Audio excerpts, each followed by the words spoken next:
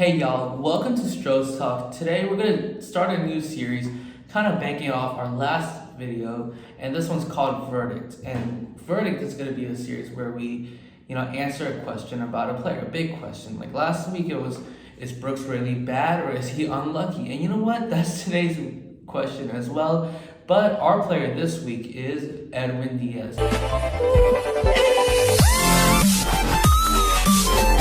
Edwin Diaz, is he unlucky or unlucky? Well, first of all, why are we even asking this?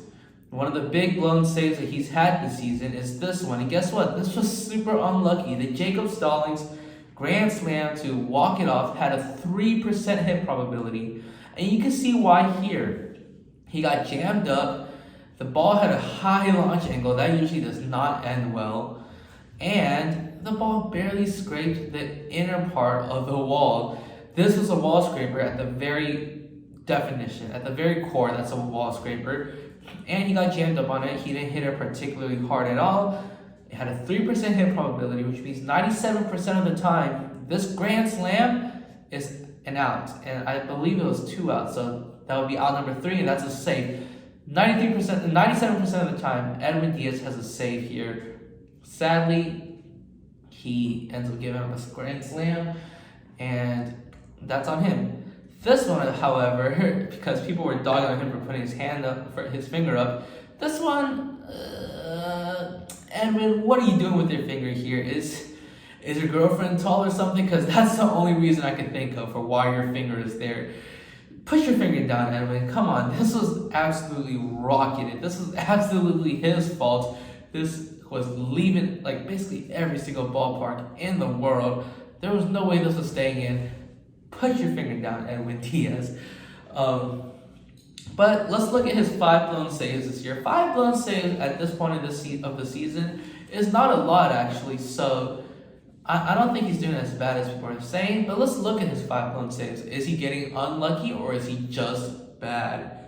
On January, February, March, April, May, June 1st, against the Diamondbacks, I believe, he gave up a single that had a 30% hit probability, which, it's a lot higher than 3%, but more often than not, that's still an out. And then he gave up 2 singles to blow the save in Arizona, and they did have high expected batting average, high hit probability, but they weren't hit hard at all. They just had the perfect launch angle to bloop in for a single. The second single of the inning had an 82.5 miles per hour exit velocity. That's not hit very hard at all, kids. And then the other one, even worse, 68.5 miles per hour exit velocity. These balls were not hit hard at all. And you know what? Unfortunately for Diaz, these soft hit baseballs dropped in for singles and blew the save for him. The Arizona Diamondbacks ended up walking it off in the next inning, I believe, on Josh Reddick's double, I think. So poor Edwin, poor Mets. Not the luckiest guys here, On July 11th, 2021, he got unlucky again. First off, he got a player to line out to left field, so that's a good start. And then he gave him a double that had what? A 14% hit probability. 14%. That means 86% of the time that's an out. Instead, it's for 2 bases here. And then he got a 4-3 put out, which is good. And then he gave up a single that had a 63% hit probability, which, hey, that's over 50%. That's a good hit probability. But again, it was not hit very hard at all. 87.5 miles per hour. A hard hit ball is 95 miles per hour or up. So that exit velocity is not very impressive. And then he gave up another single, and guess what? This one had 90% hit probability. Again, more often than not, this single is an out. 81% of the time, that's an out. And after that, he gave up another single, 35 hit probability. So 35% hit probability. So 3 of the 4 hits that he gave up this inning are outs more often than not. Sadly, all 4 landed. All 4 drove in a run. And he got unlucky yet again. July 17th, 2021. Again, that's the grand slam. He got I mean, I don't even know how else to, like, 3% of the time that's a hit. Only 3% of the time. And instead, this one, this one counts for 4 runs instead of out number 3. 97% of the time, he gets a save. And then in July 19th, this one is his fault. He gave up some hits that had good hit probability, but if he didn't mess up this double play ball, he probably gets out of the inning.